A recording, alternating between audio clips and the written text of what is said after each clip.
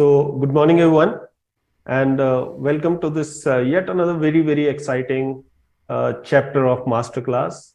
We are into our Masterclass number 10, and we have one very special guest, as we always have. And but today's guest is a bit more special, I think, and because he's been there to Shoolini.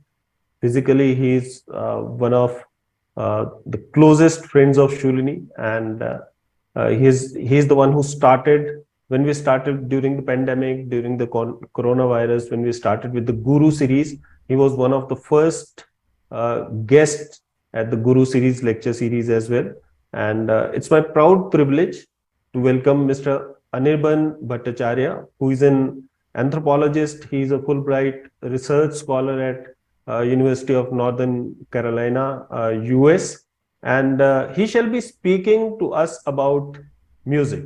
And the topic of today's talk is a very interesting one, and the topic is music, a universal language. And all of us know that music, of course, is something that binds the entire world together, right? So whether it be band from South Korea, whether it be from Japan, whether it be from US, and from our times, I remember like Backstreet Boys and Boyzone and bands like that, and they brought the entire world together. In today's scenario, even there are so many bands and so many like musical groups which have a universal presence, which have a global presence, and even we do not know the understand, even we do not understand the language, but the music and the beats and everything, and it speaks for itself.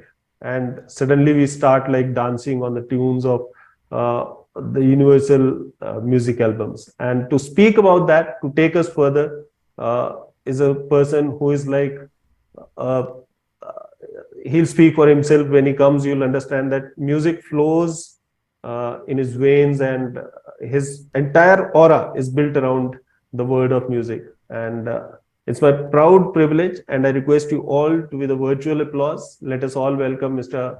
Anirban Bhattacharya. Anirban, please welcome, and the stage is yours. Thanks a lot for joining in. Thank you, Namaskar, Kamalkant sir, for such an wonderful introduction. Uh, it's my great privilege to be able to back to Shoolini University for another masterclass. So during the pandemic, when it started in 2020, I had joined for the Guru series where I talked about music and how music creates emotion and music uh, communicates emotion to people. And then in the last year, I was also there at the Literature Festival to perform some of the great compositions of the late Maestro Pandit Birju Maharaj Ji. And it's a great honor to be able to present a masterclass on the World Music Day, 21st of June. And it's been 41 years since World Music Day has been celebrated around the globe, which started in France back in 1982. So it's a great opportunity for any musician to be able to talk about music, to be able to share their musical experiences, and a lot more on the World Music Day. For me, world music means a world of music and the world that is created through music. Music has its own language. Music itself is a language. That is the topic of discussion today.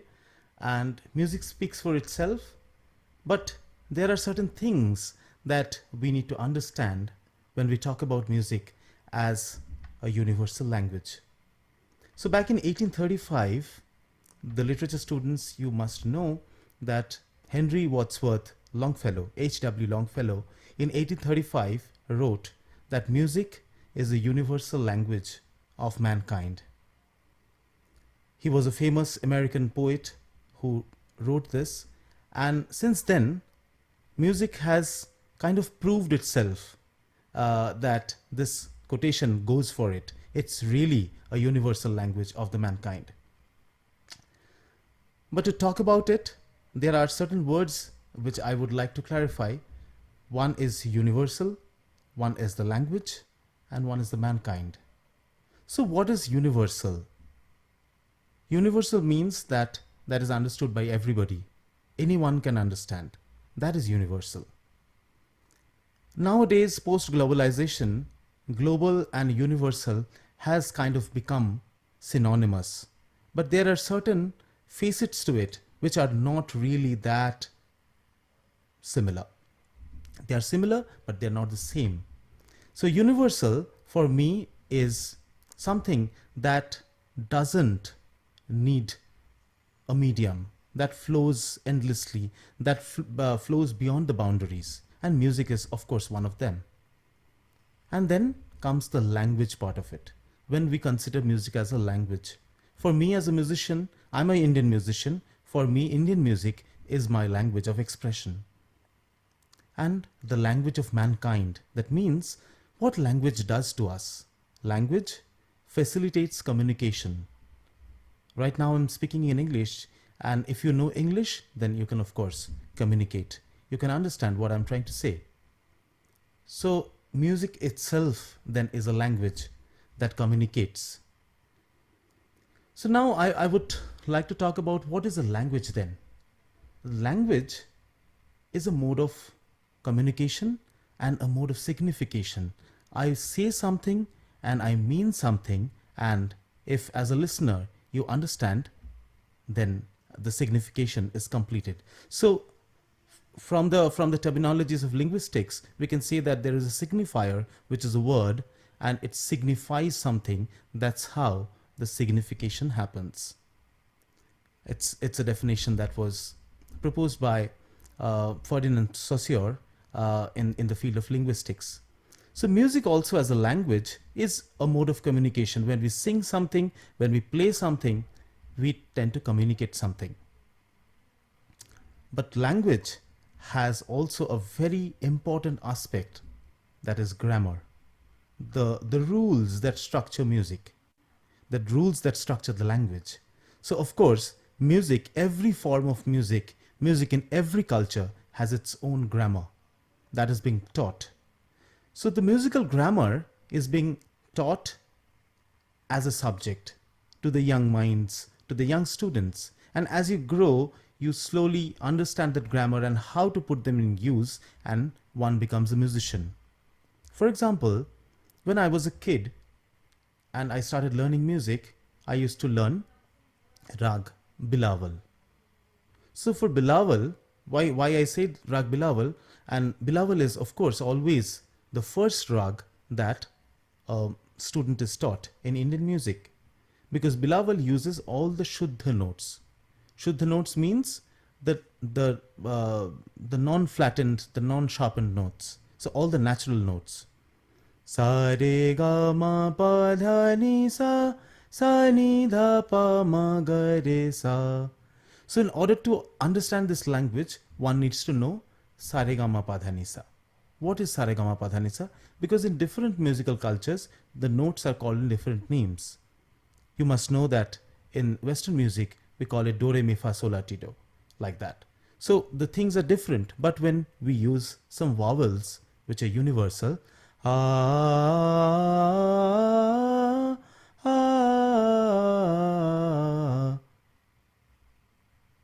you don't really need a medium to understand this. This is very universalized. So we started our musical journey with Rag Bilawal, which is a Shuddha Swaragram. Shuddha Swaragram means that the natural scale. Similarly, in Western classical music, one starts with the natural scale, the natural diatonic scale, which uses all the natural notes. So there is no flat notes, there are no sharp notes. So these are the rules that as students we started learning as a child. And as we progressed, we learned more and more rags, and we got introduced to more and more of these rules. What are the musical rules? For example, in Bilawal, ga pa dha ni sa da pa dha ni da pa ga ma re ga pa ma ga ga ma re sa ga ma re ga pa dha ni sa re sa da pa pa da ga ma re ga pa ma ga ma re sa re sa. So nowhere in this phrase I used sa re ga ma pa dha ni sa. So sa re ga ma pa dha ni sa, my musical alphabets are there, but essentially in music what we create are little words, little phrases, and then a sentence, then a paragraph, and then a whole essay. The performance is like an essay. So it's never like it's in the particular order of sa re ga ma pa dha ni sa that we sing. But there are of course rules which I call the grammar of music. But music is also very different from language in one other aspect. When we talk about language, then we speak certain words which are supposed to mean something very, very specific. But the uniqueness of music is that, of course, it has a meaning of its own. The composer puts certain kind of meaning in a composition, but it's kind of open to interpretation of the listener. It's the way the listener interprets a piece of music that makes music meaningful. So in that sense, it's on the ambiguity, it's on this openness that music as a language operates. It doesn't always refer to something very, very specific. For example, when I say I will go to Shoolini University, I'll mean that I will come to Shoolini University. But when I say something similar in music, sa re ga pa dha ni sa da pa da ga sa re ga pa da ni sa da pa. So one can imagine that Krishna is playing the flute here in this particular melodic refrain. Someone else can also imagine that someone is climbing up the hill or exploring a new garden or looking at a flower. So it's kind of open to interpretation of the listener who listens to this particular form of music. It doesn't have a one-to-one particular meaning that is embedded in the musical composition itself. That's where it is a more general language than we think language is. So here I will talk about one particular aspect of Indian musical thought, early Indian musical thought, which is called the rasa theory, the rasa tattva. So what is a rasa? Rasa is juice. It is also the taste. It is also the emotion. So as a part of the dramaturgical theory in Natya Shastra, this rasa theory was talked about, where they mentioned about 8 specific emotional states that any art form can have, mostly the theatre.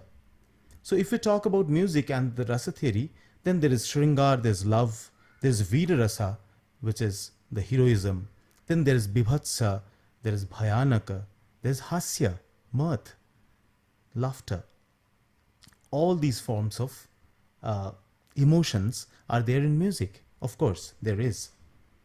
But in rasa theory also it mentions that music or the art form itself has this particular emotive capacity. When a particular piece, a musical piece is rendered, the artist or the composer who is performing it has a certain emotion built into it, which seamlessly goes to the listener, and the listener interprets that particular emotion, and then that signification, that communication, that language is formed. So music as a language contains that emotion which goes straight to the heart of the listener. So it's also a responsibility of the listener to be tasteful enough to be able to enjoy that particular music. So that's why taste is something very, very important that comes to music appreciation.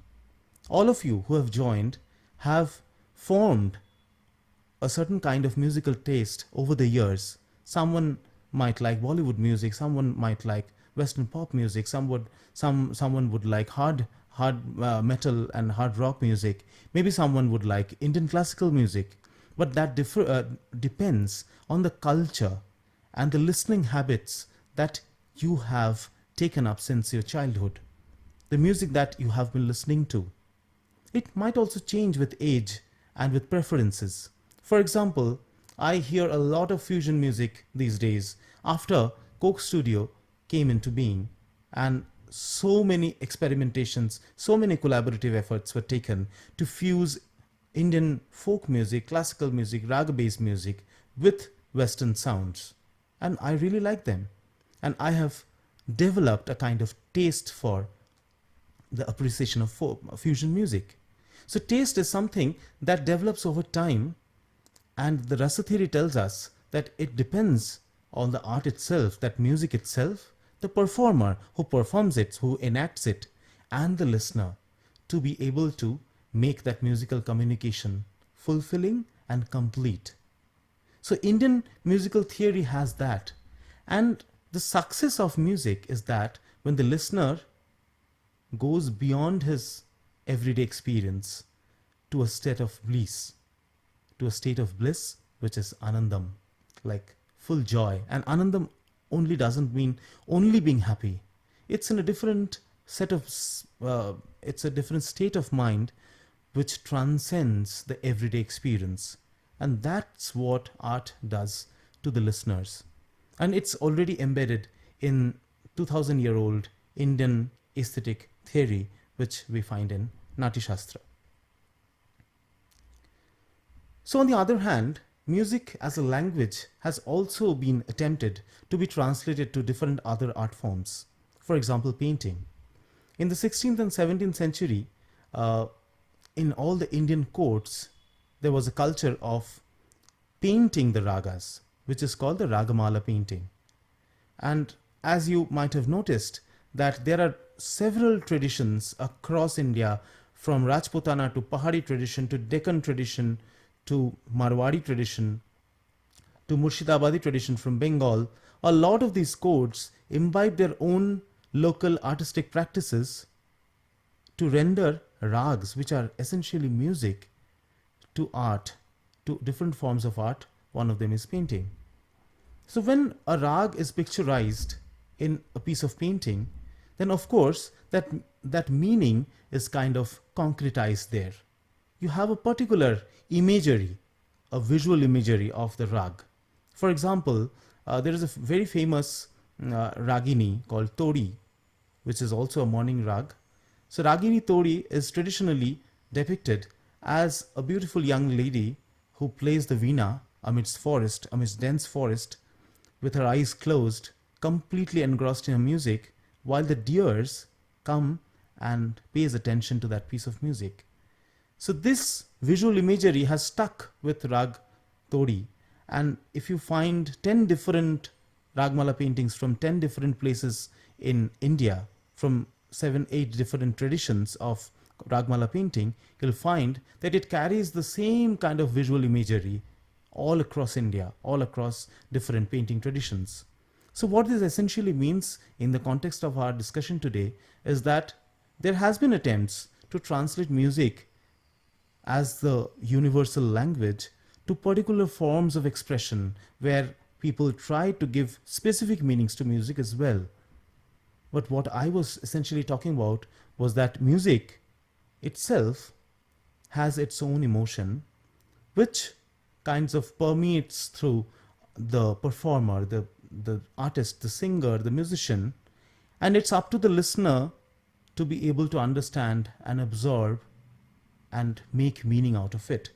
So it's again a very personal experience. Music appreciation, musical meaning has very, very different meanings to different people. It's very, very interpersonal in nature. So now I come to the particular thing that is really the universal part of music. So when we talk about music, we essentially talk about music as a song. But a song has its own language. For example, I come from Bengal, so maybe there is a song in Bengali, and if I perform that song to to a set of people who doesn't understand Bengali, then they'll hear. They'll hear some words, but they'll not be able to make out the meaning out of it. So finally, then what transcends the song to make meaning is the musical sound, is those sounds that we call as music. Any sound is not called the music. So when we talk about the Indian tradition and Indian Sanskrit writing tradition, then we talk about the unstruck sound, the anahat nad. Nad is the cosmic sound of the universe, which gives birth to all the sounds that we hear around us now and will be able to hear forever. But this cosmic sound gives rise to certain particular frequencies, pitches, scales that creates an affect in our heart. In the Indian tradition, we define raga as Ranjayati iti ragam. Ranjayati iti ragaha. So what is Ranjayati iti ragaha? Ranjayati means what that enchants is rag. So what creates an affection of the heart, creates an affection of the mind, is called a raga. That's how traditionally raga has been defined. So Indian music itself has been defined on this particular premise that it should enchant the heart of the listeners. It's the raga that enchants. So in the pre-globalized era, when the world was not so connected in terms of music, so that music could thrive on its own in different regions of the globe, in different ways, having different musical idioms, having different scale structures, having different musical theories, there was not an universal sound that could be imagined. What I mean by this is that if you go to Iran, if you go to Pakistan, if you go to northern India, if you go to southern India, if you go to the villages in Bengal, if you go to America, all these places doesn't use the same kind of scales to make their music. Every culture has its own kind of set of rules set to their music to perform certain kind of music. Even the scale structures are different. And what that essentially means is that you can't really match the frequencies of an American folk with a Bengali folk piece of music. So what this means is that the boundaries between music and non-music is kind of fluid in a pre-globalized world.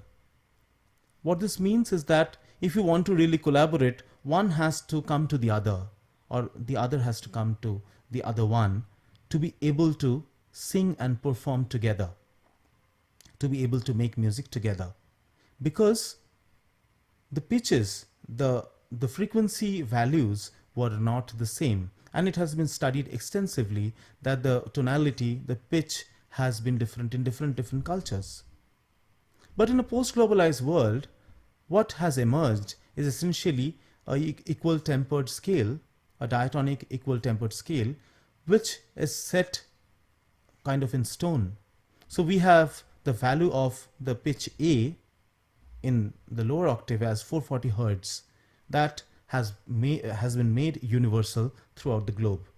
So a harmonium, which you will always see an Indian musician to perform with, has the pitch set according to a Western piano, an electronic synthesizer, or a keyboard instrument.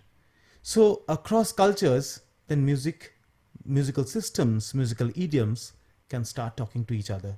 So in a post-globalized world, the music as a universal language has got a very different meaning itself, because now music can really transcend boundaries.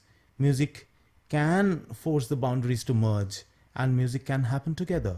And that's what we see in today's fusion music. And in World Music Day, I'm sure there are 10,000 concerts happening all around the globe on fusion music, where one particular form of music is being fused with a different kind of music to have a different sound, to create a new musical meaning out of this collaboration.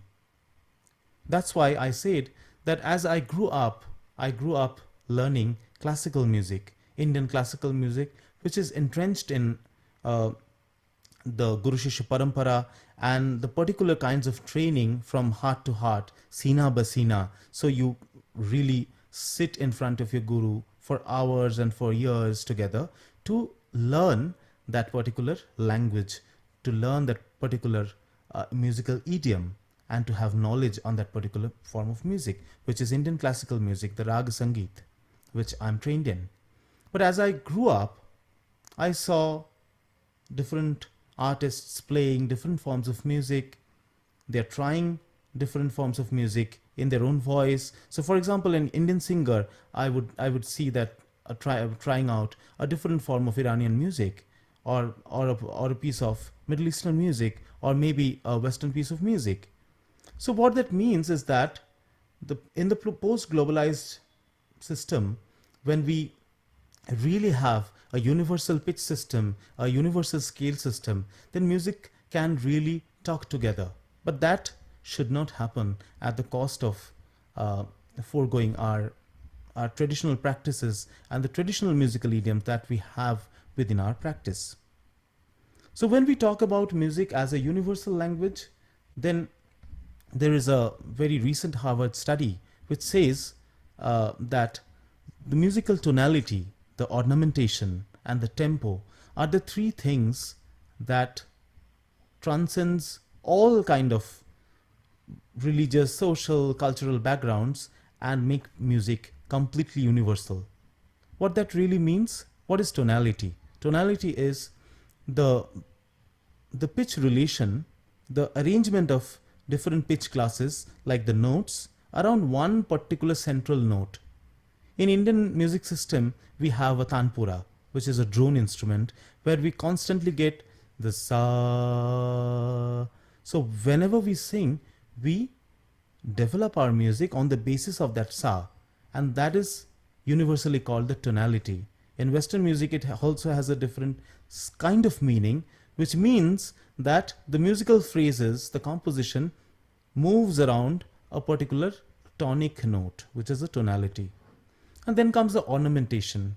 So when we ornament, like da ra ra, or ra ra ta ra ra ra ra ra ra ra ta ra ra ra ra, so these are different kinds of ornamentations.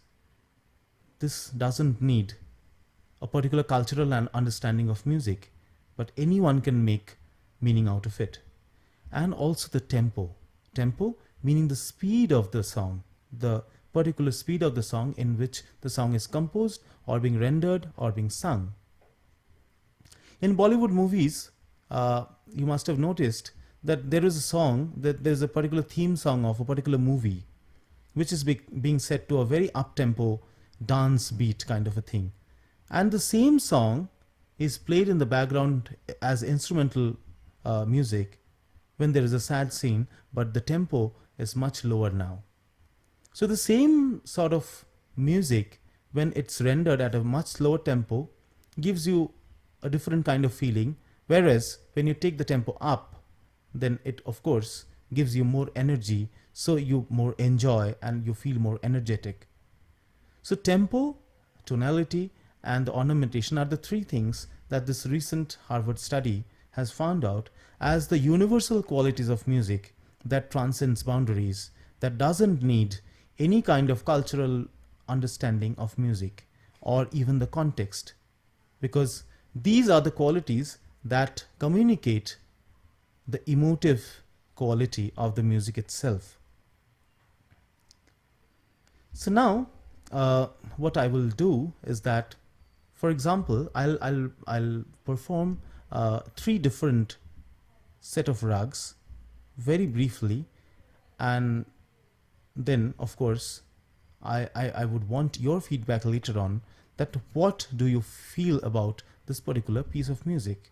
I'm not singing a song which needs the understanding of the lyrics. I'm not even using sargams which needs the understanding of the sargam. I'll use only certain vowels to sing in an open voice. So the first one The first rag that I'm singing is rag Yaman, which is a evening rag, very commonly sung and commonly performed evening rag. Ah, ah,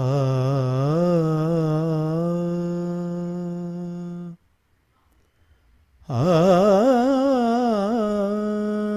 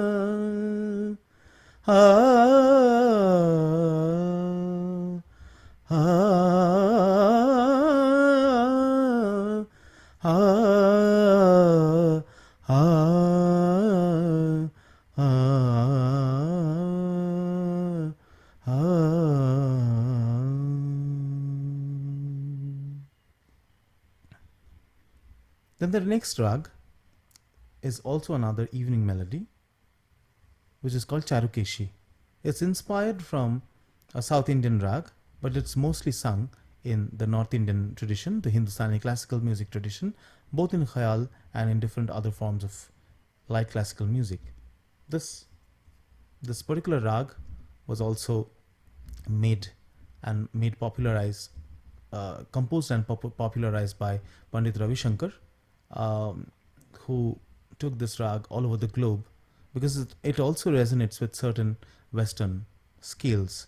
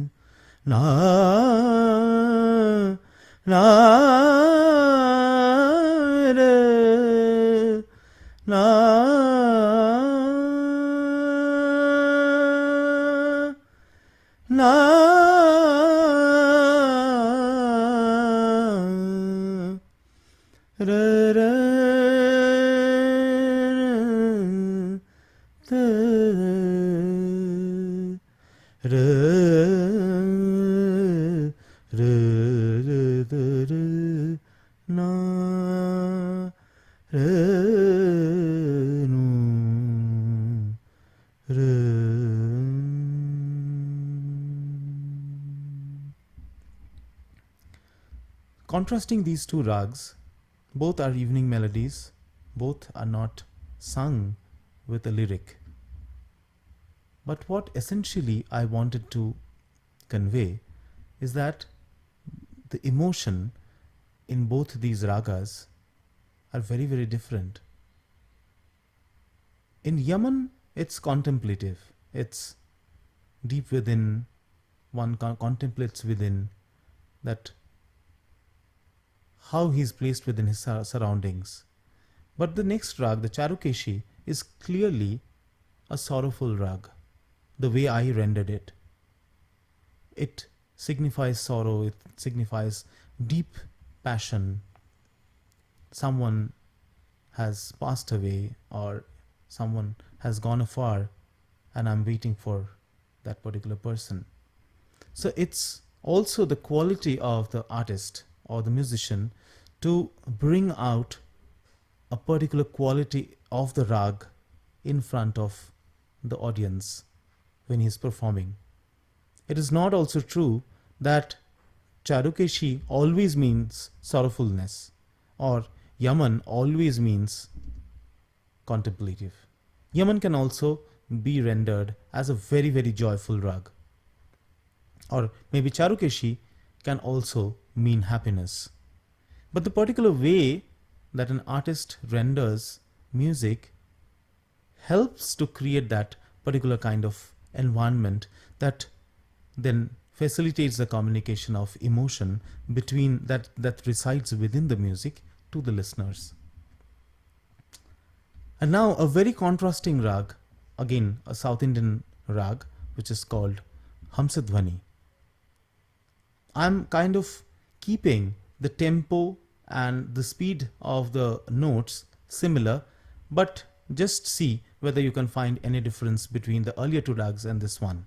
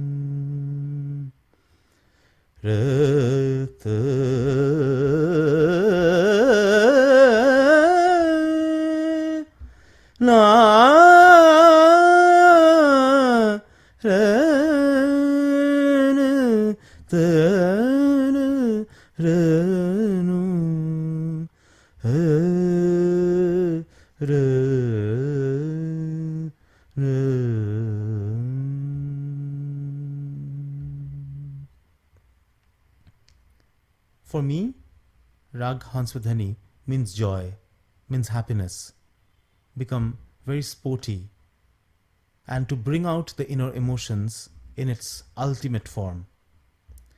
So, as per the discussion that we had today in this particular masterclass, that the tonality, which is the particular arrangement of notes, the tempo, the particular speed, and the ornamentations, all these three elements in any music, in any form of musical culture, are the universal elements that transcends boundaries. So it gives me immense pleasure also to say that Indian music theory, as it has been developed since last 2 millennia, has very, very similar concepts, actually the same concepts within its theoretical foundation. The tonality is the rag that we talked about. Rag prescribes certain movements as particular to that rag, because any rag is created with this particular intention of creating an emotion that I said, but which also changes with the tempo, the lay. In Indian music, in Indian musical theory and thinking, there are three lays, which is Vilambit, the second one is the Madhya, and the third one is the Drut. The Vilambit meaning the very slow tempo, the Madhya meaning the Madhyam tempo, is the middle tempo, and the up tempo is the Drut. So lay and rag is there, and also the ornamentation. And everyone knows that Indian music is very, very unique only because of its lot of ornamentations that we have, the alamkars that we have within our music, the taan, the gamak, the meed, the khatka, the chhoot, the soot, the glide, all of that. And Indian classical music tradition has been a very, very sophisticated musical tradition that has been built in, these particular concepts which are very, very universal. And that's why when uh, early in the 20th century, when Indian musicians started traveling abroad, it took them maybe a decade to make a presence in the West, because when it was sitar, when it was the flute, it was it always had the similar impact to the Western audience as it had in amongst the Indian audience, because it didn't have any lyric, only the musical content, which was already a very universalistic in its nature. So that's what also makes Indian music an universal language of Indian Indian people that transcends boundaries, and that's why Indian music is so much popular all around the globe. And nowadays, if you will also see that the Western audience are also very much enchanted with our Bollywood music, which is a very specialized form of Indian music, and a form of music that is purposefully created for entertainment, but that's also so much universalized all around the globe, and there is a big market for the Bollywood music as well. So on this World Music Day, I would like to end this whole my presentation with a wonderful piece of music played by a wonderful musician, Niladri Kumar, who is a global artist who has taken the sitar to new heights. He has electrified the sitar and made it into a zitar, which can produce many sounds which people from all across the globe likes. So his zitar concert, I have taken two pieces which I'll play shortly. So I'll take a moment to share my screen and play the video for all of you to end this masterclass. Thank you.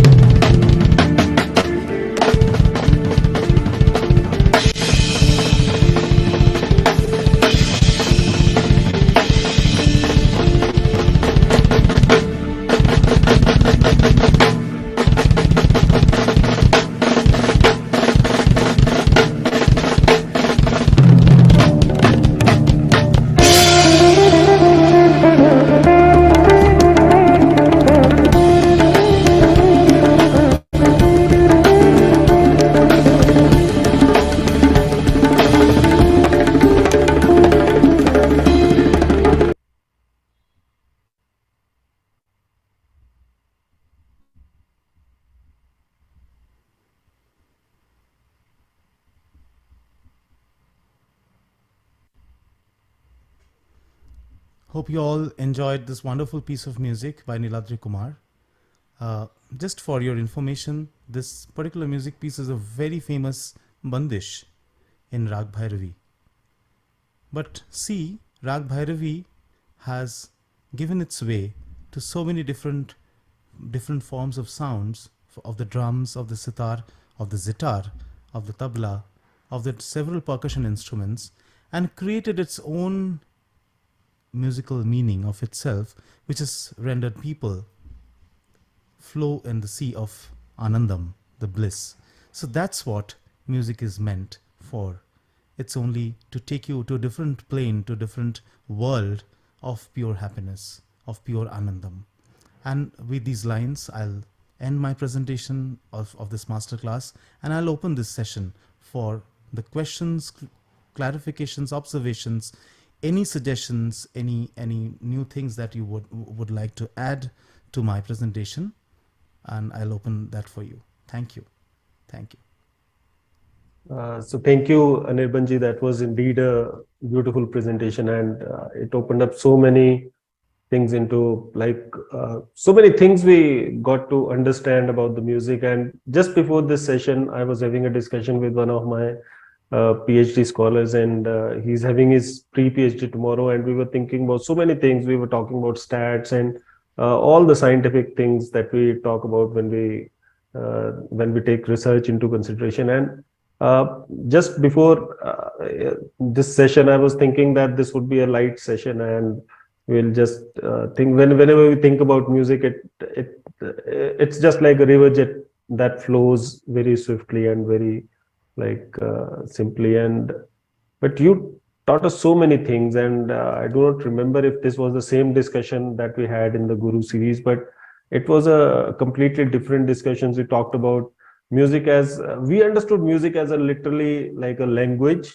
and which has its own. And you talked about like every music has its own grammar. You talked about the grammar of the language of music, and that was so fascinating. And Thank you so again, much, sir. Thank you. one of the things that you said was like language is more about the speaker, whereas music is more about the listener, and that's the primary difference between the music and other literally languages. You talked about bliss and all that stuff is like uh, the paintings you talked about, the things that you touched about the rag todi and the imagery that it forms around like a lady sitting and the deer surrounding her, so beautiful. And we could just like visualize it, and we could feel like what the rag todi would be like, and you sung it also. And so enchanting the heart, you talk about guru shishya, heart to heart learnings, tone, tempo, and ornamentation is such a beautiful uh, it's such a complete package. And you understand whenever you think about these three, you understand the package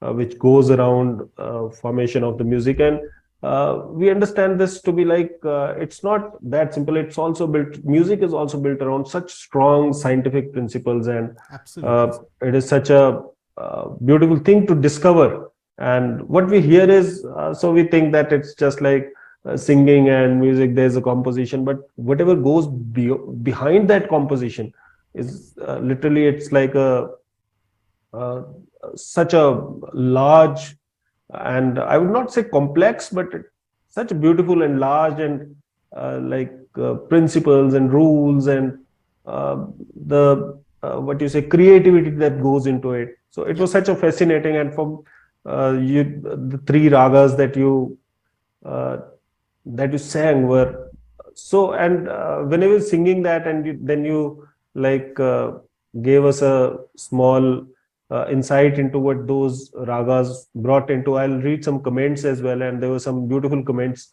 And again, I was thinking the same, and that was so aligned. So without even understanding the ragas, so whenever you're singing rag Yaman, so I was feeling a sort of a relaxation sort of feeling that got into me. And Charukeshi, it seemed like a strong urge to someone. And you said that it's like a longingness, or uh, Right. that we say है ना, तो विछोड़ा हो या जैसे है ना, इस तरीके का कुछ मुझे लग रहा था. एंड वी टॉक्ड अबाउट हंस ध्वनि.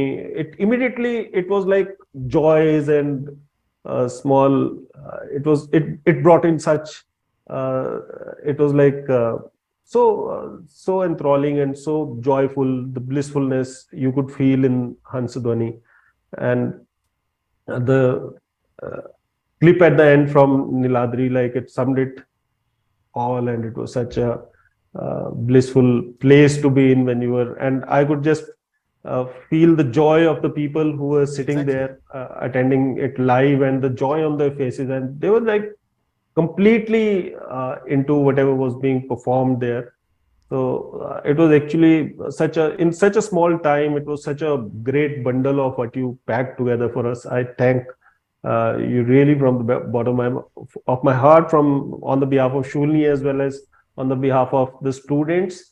You just I'll just want to share a couple of like uh, the so it's like so a couple of comments by the students, and Yeah, I would lastly love there's to a hear. question also. Lastly, there's a question also that I'll ask you.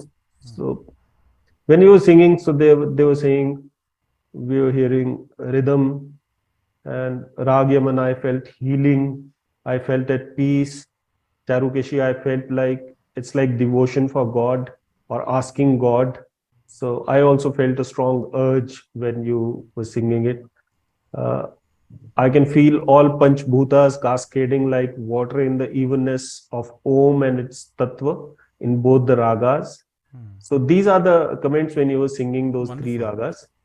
In this, I feel energy, happiness, flow of river, happiness, maybe rain and smile. So beautiful simile here. So this was at the time of Hansadwani. Ah, Uh, I remember that correctly. And just like after a drought, rain happens, and how nature feels happy with the drops of rain. So beautiful simile over here. So it's also again at the time of Hansadwani, feeling of Tattva Masi in the form of Om in the third raga. So this is said by Siddhartha. So some beautiful uh, yeah, comments by the students, wonderful. right? And so this clearly means that our students, so some of them have got some basic understanding of what music is, and they were really they were really enjoying it. I can feel it. So there's just one question that we will take Yeah, before we end this please. wonderful session. So Siddhartha says, "Sir, what is the relationship between music and Chanda Shastra, Chanda Shastra?" So if I can pronounce it right. So, Hmm. so Chanda probably Shastra. I understand that Siddharth is someone who has keen interest in music, and Yeah. I understand that he must have learned something about it. So, so over to you, sir. Okay. Uh, Firstly, I would like to thank all the students, all of you who have joined on this session, and it seems that you have really enjoyed and you have got different meanings from what I had in my mind. So that's the power of music. That's the universal nature of music, that not only depends on the music itself, but it also depends on the performer and the listener who makes meaning out of it. So that itself describes the success of this whole discussion. So coming to music and its relation to Chanda Shastra, I would say that Chanda, whenever Chand comes, it comes in the form of the tempo, the rhythm into music, because music otherwise is free. So whenever there is a composed piece of music, then there is chand. So for example, in the Indian musical thought, there are different chand patterns that have been used. One is called a samapadi and the other one is called asamapadi. Samapadi means the samapadi means the equal meter, and asamapadi is the unequal meter. So when we have samapadi, then we have either 4 4 4 4 or 3 3 3 3 or 3 3 4 4, and accordingly we have dadra kaharba, teen tal ek tal. When we have asamapadi, that means that the metric divisions are different in number. So maybe 2 3 3 2 2. So 2 3 2 3 makes it jhaptal, whereas 2 2 3 or 3 2 makes it jhampak. Or if it's 3 2 2, then it's rupak. When it's 3 4 3 4, then it's dhamar. something like that. So there are the conception of tal and tempo, the chand and the tal and chand, the tempo and the rhythmic cycle, is very, very intrinsic to musical compositions. Whenever music is set to a composition, a composed form, in a concretized form, then of course we need a certain kind of rhythmic backing to bring out the emotion. Because as I said, that when the same piece of music is rendered in a very slow tempo, it makes you feel sad, sorrowful. Whereas in the up tempo, the same piece of music might sound very, very joyful. I would conclude with a very small explanation, a small example that I just figured out. For example, re ga re sa re ma pa ni da pa ma ga re ga re sa re ma pa. It's in Rag Kafi, and it sounds very sublime and not very happy. But then when we up tempo it, re sa re ma pa ni da pa ma ga re sa re ni pa tha ma pa da ni da sa ma pa ni da pa ma ga re sa re ma pa. So chand and lay are the both intrinsic qualities of a music composition that helps to bring out the emotive qualities, the emotional capacity of music itself. I would conclude with that and hope you really, really enjoyed the masterclass, and I hope to be back to any one of these sessions again. So thank you so much. Thank you, Kamal Kanji. Thank you, Shoolini University, for giving this wonderful opportunity. Thank you all. Thank you, Anirban sir. Thank you very much. And like that sums it all. And it's like in you, we see a reflection of a person who is living his passion, and all of us, and passion reflects on your face. And it has been such a joy having a conversation with you. And we would dearly like to have you. We'd love to have you back at campus someday.